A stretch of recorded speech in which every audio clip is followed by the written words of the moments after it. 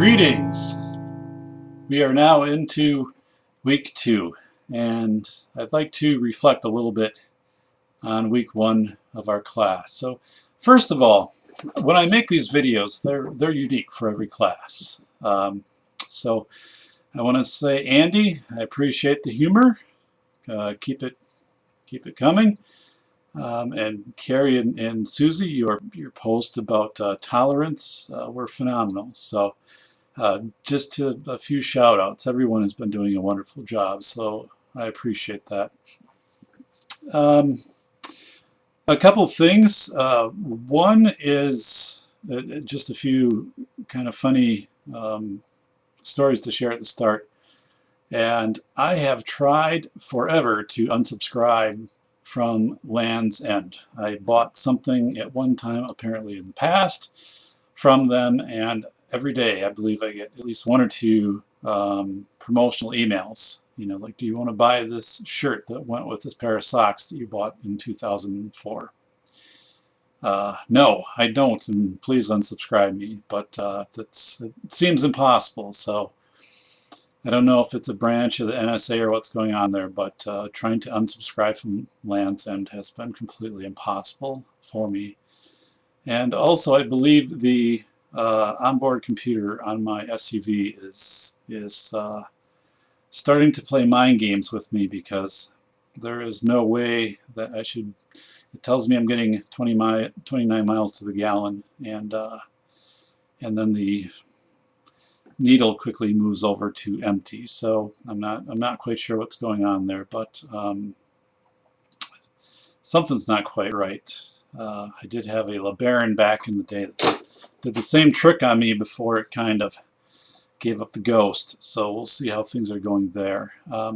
I film this live from my basement studio office. So actually, what I'm looking at right now is obviously a camera, but it is mounted atop a large high-definition monitor, a very large monitor, and then on each side of the monitor are 2 other monitors, so there's 3 monitors. And this site actually is going to be disassembled in summer, and then I'm going to be doing all of my Fireside chats from my new laptop, so I'll have some different locations, but for now I'm still doing it down here in the basement office.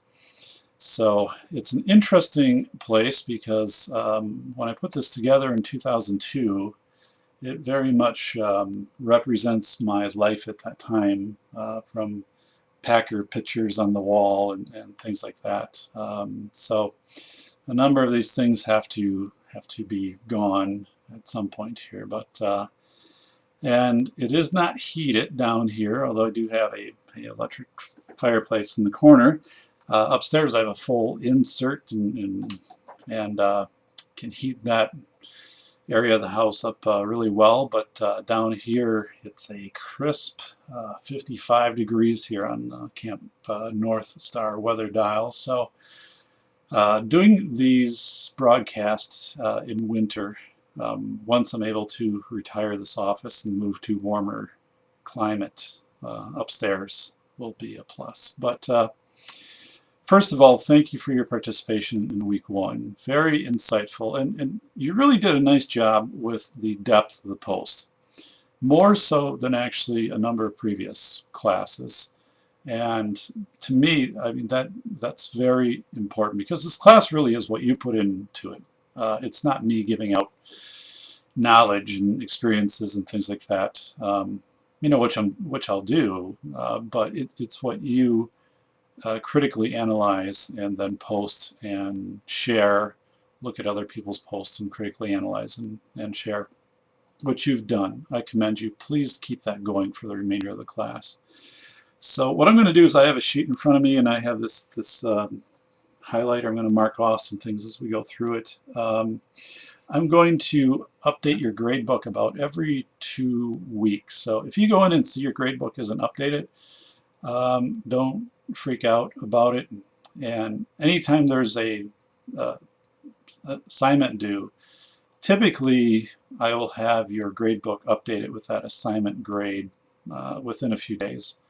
And especially once we get to the end of the class and the Bill Porter plan is turned in, I will grade that by hand and scan it and get it back to you. And typically that's just within a couple days. It'll show up in your grade book. So find your grade book and you'll see your grades. If there is some discrepancy in your grade book, please let me know, so I can take a look at that. But I will also post an announcement when I have updated the grade book. But again, if you go in and see that the grade book hasn't been updated for a week or two, don't worry about that. But I do go in on a pretty regular basis and update it, but usually after something, such as an assignment, or if it's been a week of a lot of activity of different things that have been due. So just wanted to share that, because I typically always do get a post from someone saying the grade book's not updated yet. So and I ordered a book.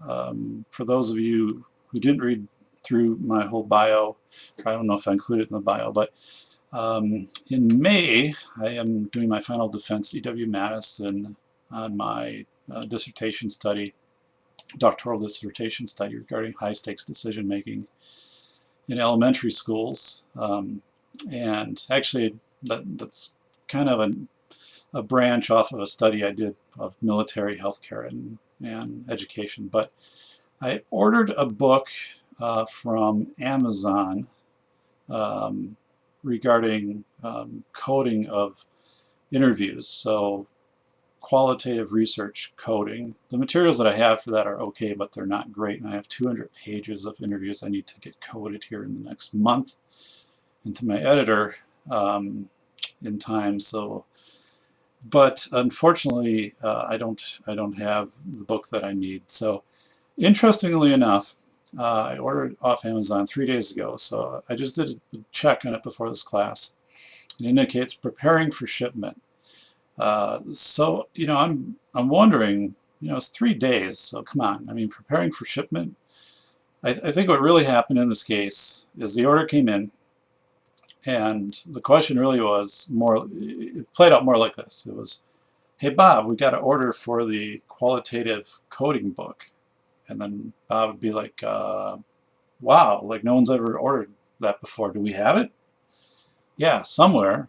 It's only a several million square foot facility, but yeah, it's here somewhere.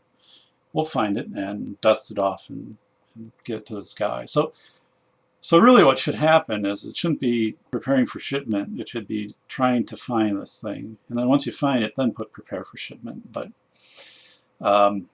I'm an Amazon fan, and I use Amazon a lot. But this one is it's an Amazon order too. It's not from a third-party provider. So in my mind, it's on a shelf somewhere. You take it off and you put it in a bag and mail it. And I don't know. So, but please, Amazon, please get this out to me, because I need it desperately. I do not edit this recording at all. I do not have the system to pause this, and what I would have to do is actually stop the video and then start a new video and then splice them together. I have the software, but I'm not overly proficient at it anymore. So if I do have a misstep or a few missteps, that just kind of adds to the flavor of this broadcast and makes it even more valuable down the road in the archives. So I did like our discussion regarding tolerance and acceptance, and it does seem like a lot of your schools are either in one camp or the other. And I didn't want to come down, I guess, probably too hard on tolerance if that's the first step for your school, in saying, you took the wrong first step. But if you're at tolerance, move to acceptance. Again, that's really where you need to be. And I made a post regarding Penn Jillette. Remember Penn and Teller, the comedians, the magic guys out in Vegas.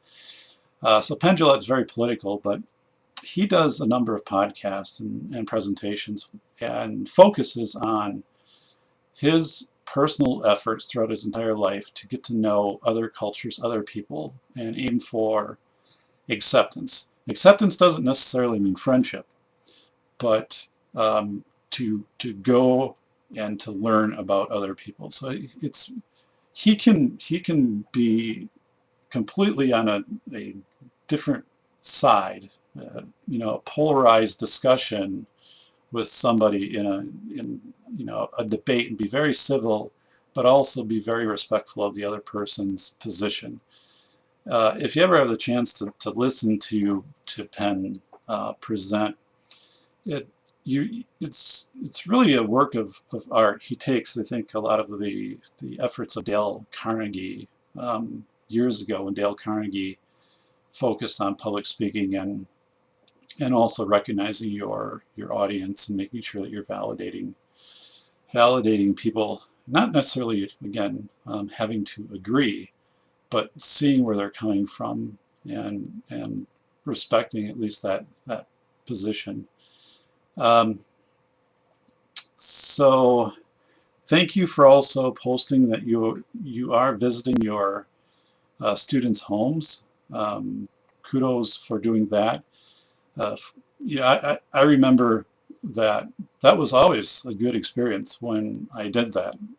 It would build a bond with parents.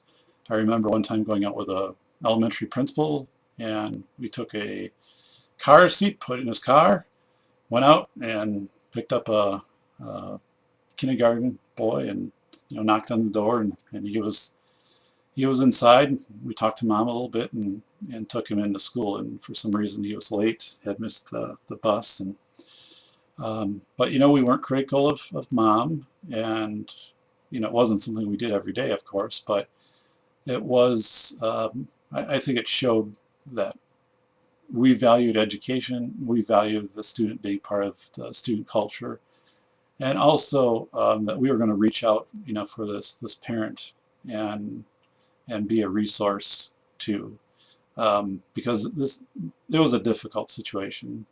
But yeah, continue. Anytime you have the opportunity to do that, that's worth its weight in gold. We talk about timelines. Oh, so when we get into week 2, all right. So when I write a lot of this, it's borderline legible, but we get into timelines in week 2, timelines of inclusion. So you can look at inclusion from any way you want, and people in the past have looked at it from legal cases. They've looked at it. One that was very interesting was somebody looked at it from an ADA perspective. So they looked at the different ADA legislation that had been passed over time, which I felt to be really fascinating. I think what would be very, very neat, no one has done this, but to look at inclusive technology over time. And I say that because I remember being about, maybe 8 years old, 8, 9 years old. And in my community, which was small rural central northern Wisconsin community, but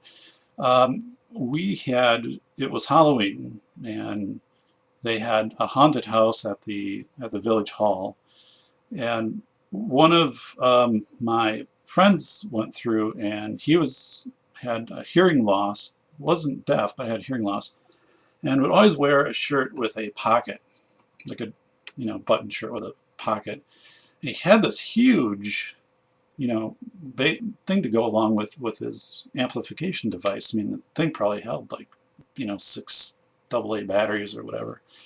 So it was big. I mean, it took up the whole pocket. And I just remember, that it was. I remember that very night.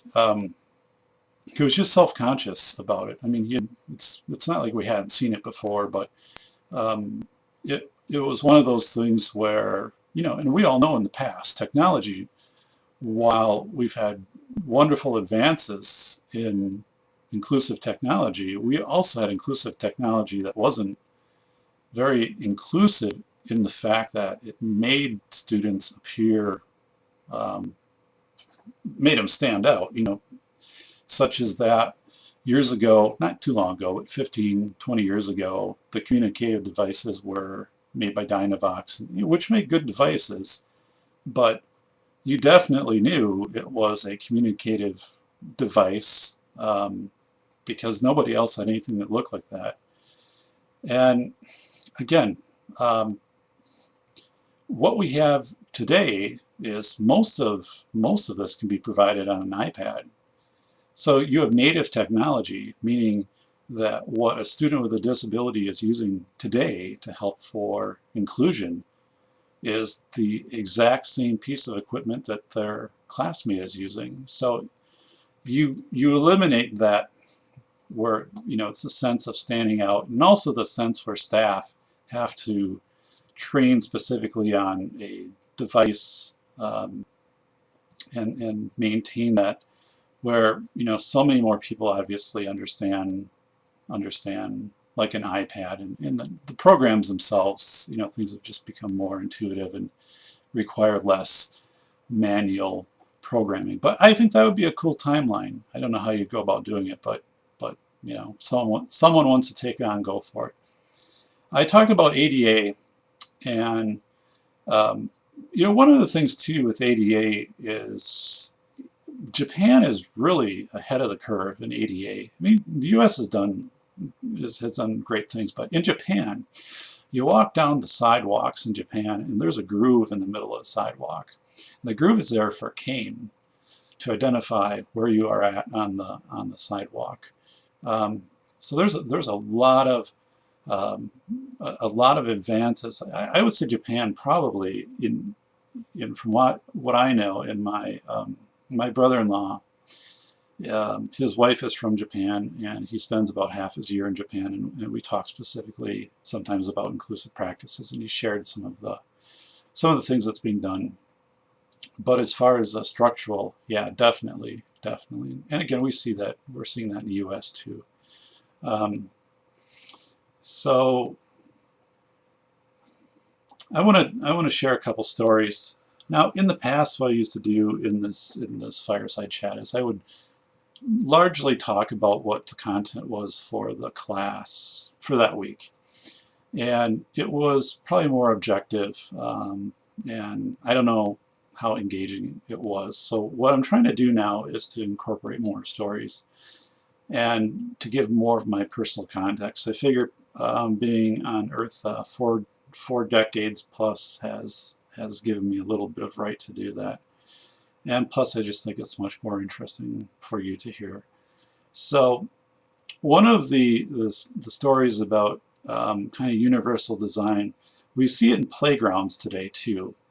And if you look out at playgrounds, I had the ability to purchase several $100,000 worth of playground equipment.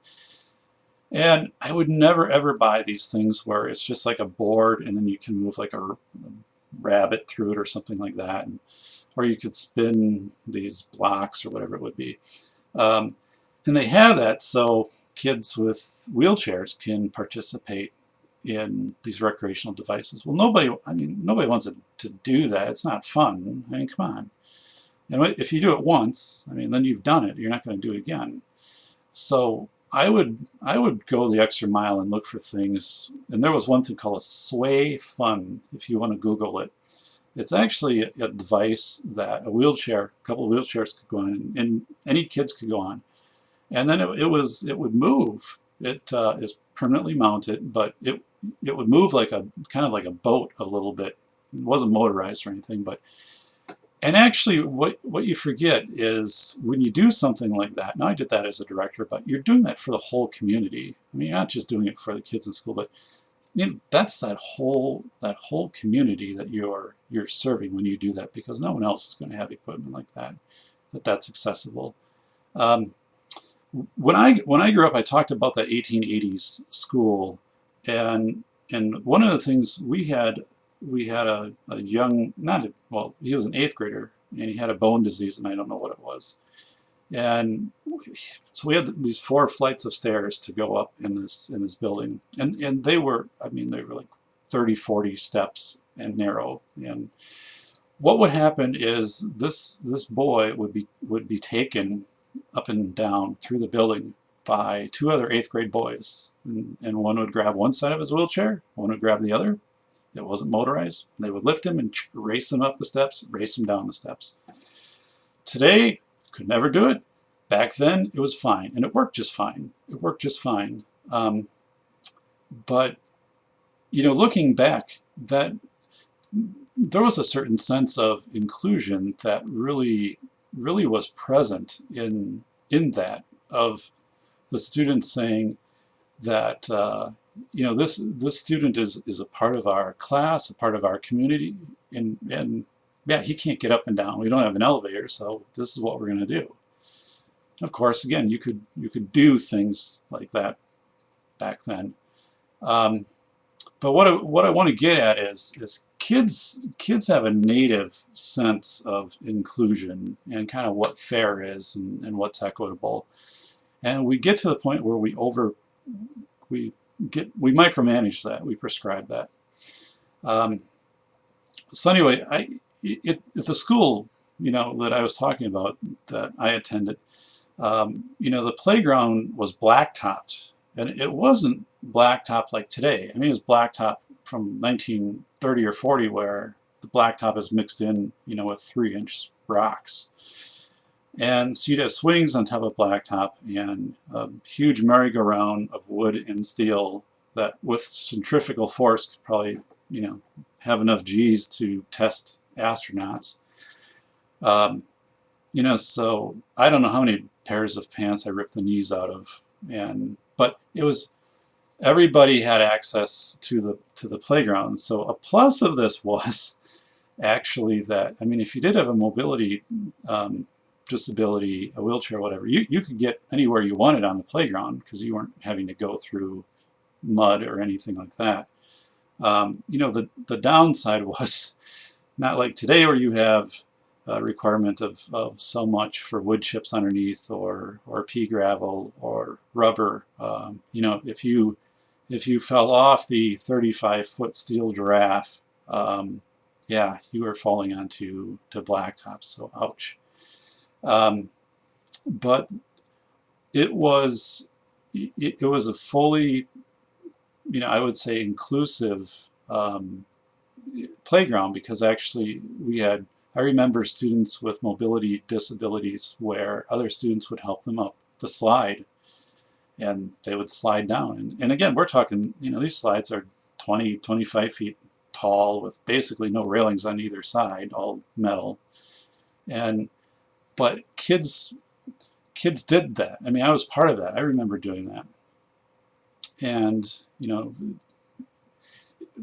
again, it's this innateness that sometimes we over-prescribe and we micromanage and take that away from kids to naturally support their own community. I want to give another example.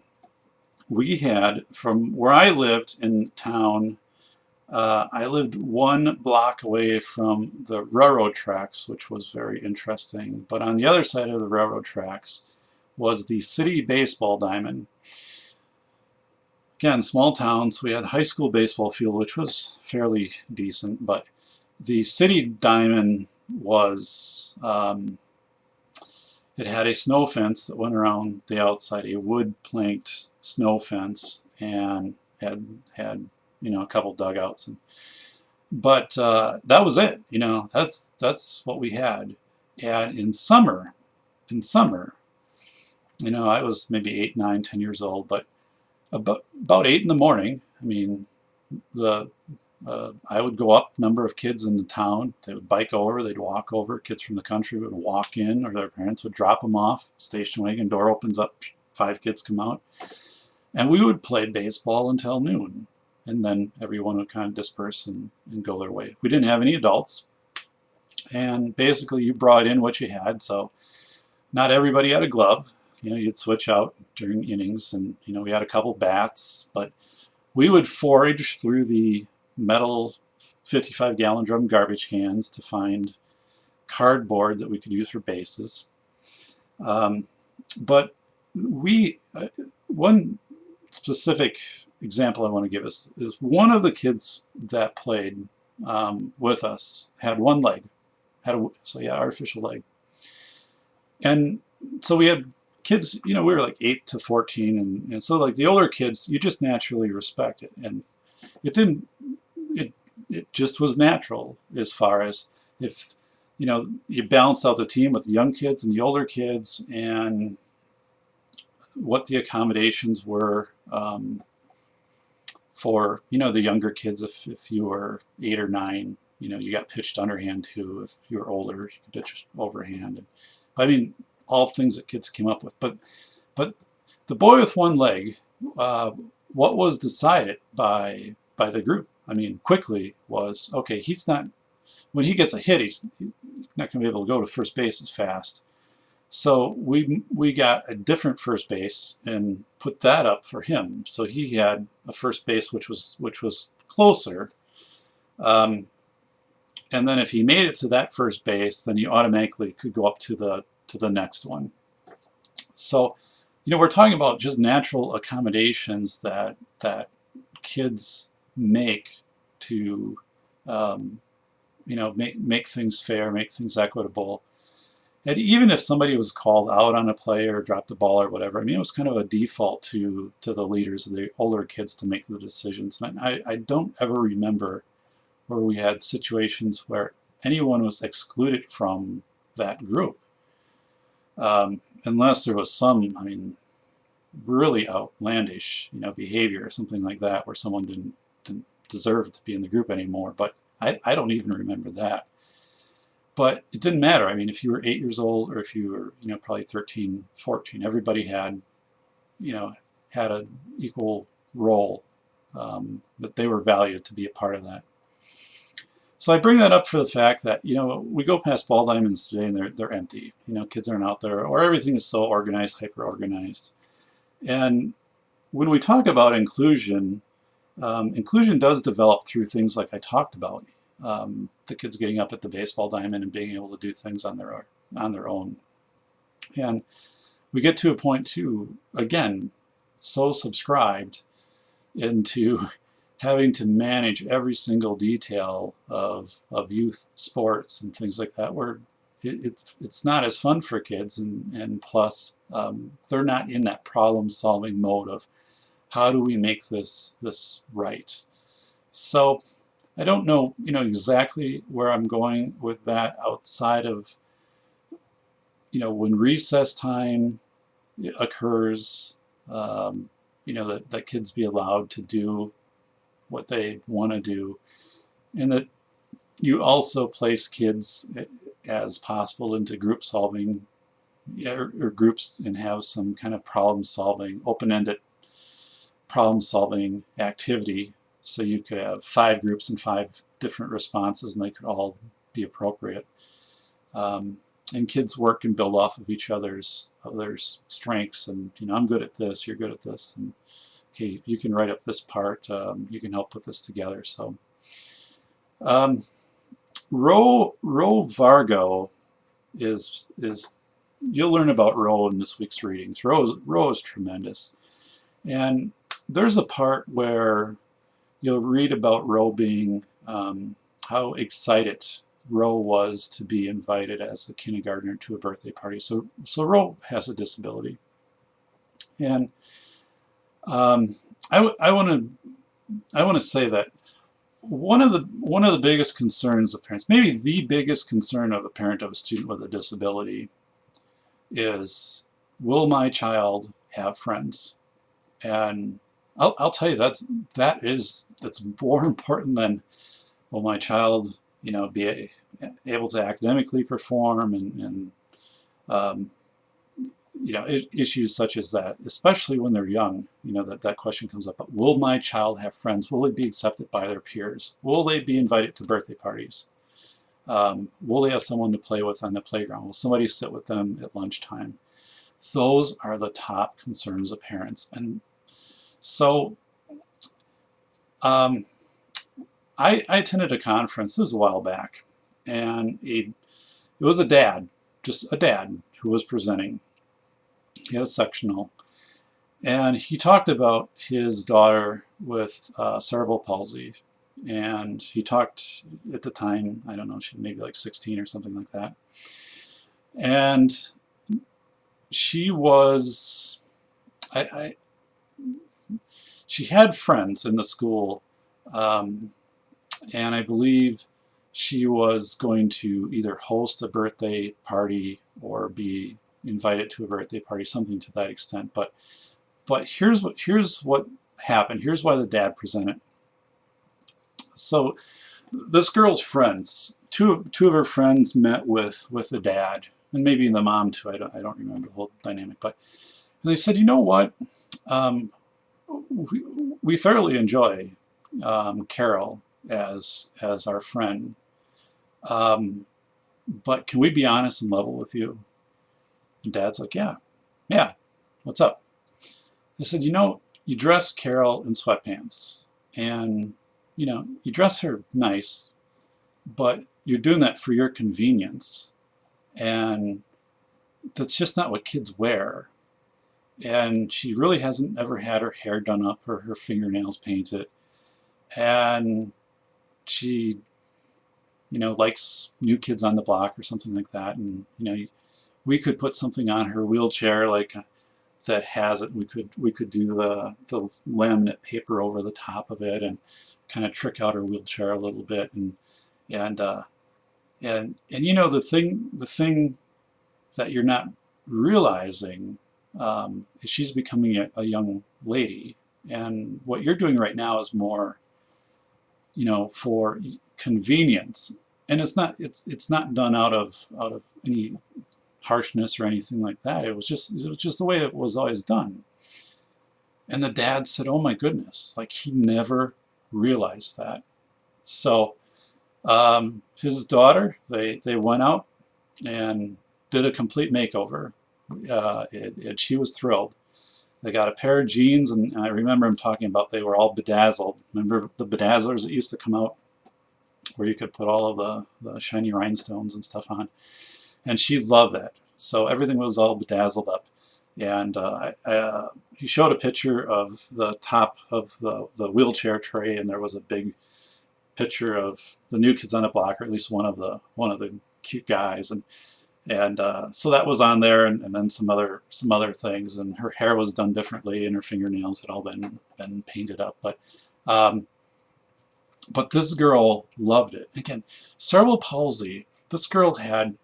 When you have cerebral palsy, for the most part, you have normal intellect. I mean, it's a motor disability, and what it meant to this girl to be able to have that expression was phenomenal.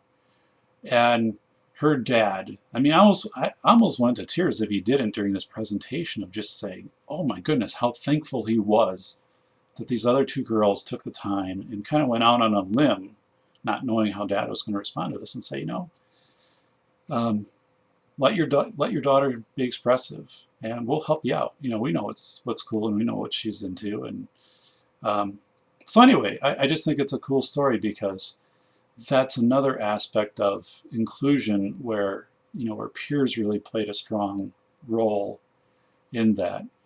And even as a teacher, that might be something that you can do with some students.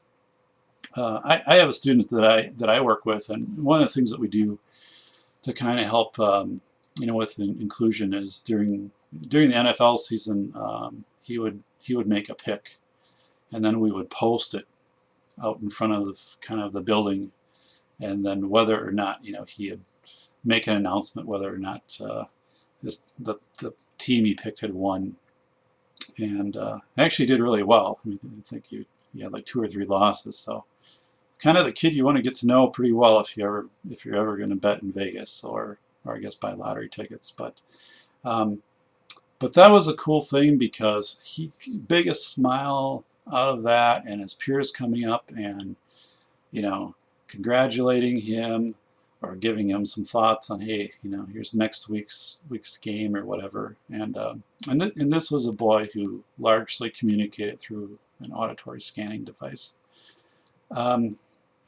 When I was in high school, I lived about 2 blocks away from high school, Now, interesting, in a small town, I lived 2 blocks away from the elementary school, and then, which was K-8, and then 2 blocks the other way to the high school.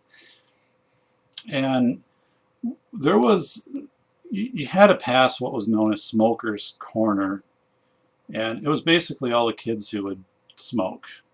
Um, so that was just kind of, that was their group. So you'd smoke and you'd have the black leather jacket.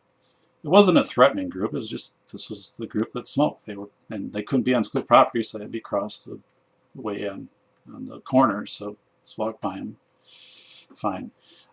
One day something caught my eye though. I was walking past and I looked. I looked again. I was like, Danny's in this group. Danny's in this group. Danny had like a moderate to maybe a little more than moderate intellectual disability.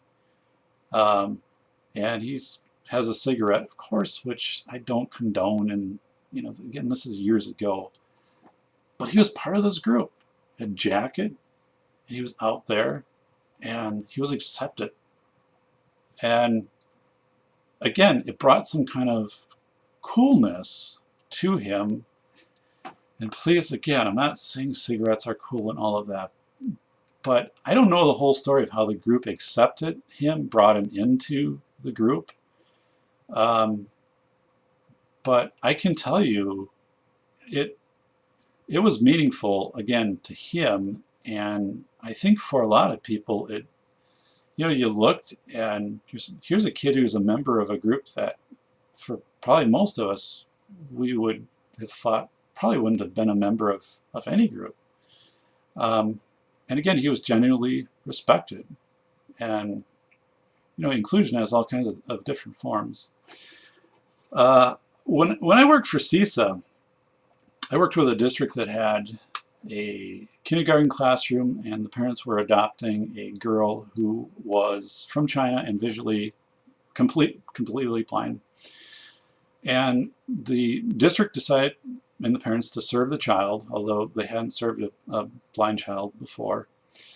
But so they had an aide learn how to braille and type braille, and they had CISA services and stuff. But I observed that classroom several times, and it was amazing how the other kindergarten kids supported this girl, but also let her be independent. So when she would be at playtime, they would make sure that the toys got around to where she was at. And she was intellectually at the same level as the other students. But when it came to, if she was going out to get her coat or something like that, she just went. I mean, she knew where her hook was and things like that. And they made sure they kind of looked out for her, but they didn't mother her. She was a part of the group. They played with her, they interacted, and it was, to her, it was, to the kids, this was another kindergartner. The fact that she was blind, she's blind. She's blind. It wasn't that big of a thing, at all. And they just naturally stepped in and helped her. And I've seen that also at a 7th grade level specifically, and I saw that at a high school level. So the empathy of other kids, and I don't know if empathy is quite the word. I think empathy maybe initially, but then, just learning and acceptance. And you're part of our community, and supporting, it's incredible. And again, we try to control that too much. So when you read about Roe, kind of have that in the back of your mind of how Roe was supportive, but then also how Roe kind of did things on her own, and just an amazing person. So I had all right. Oh, one of the things is when I read, the materials, and I put materials together for this class, and I'm teaching right now. I'm also teaching a pupil non-discrimination law class.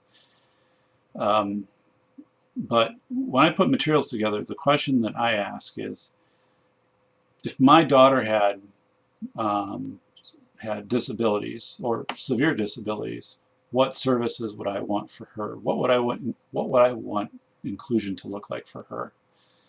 And then, that really frames that entirely different.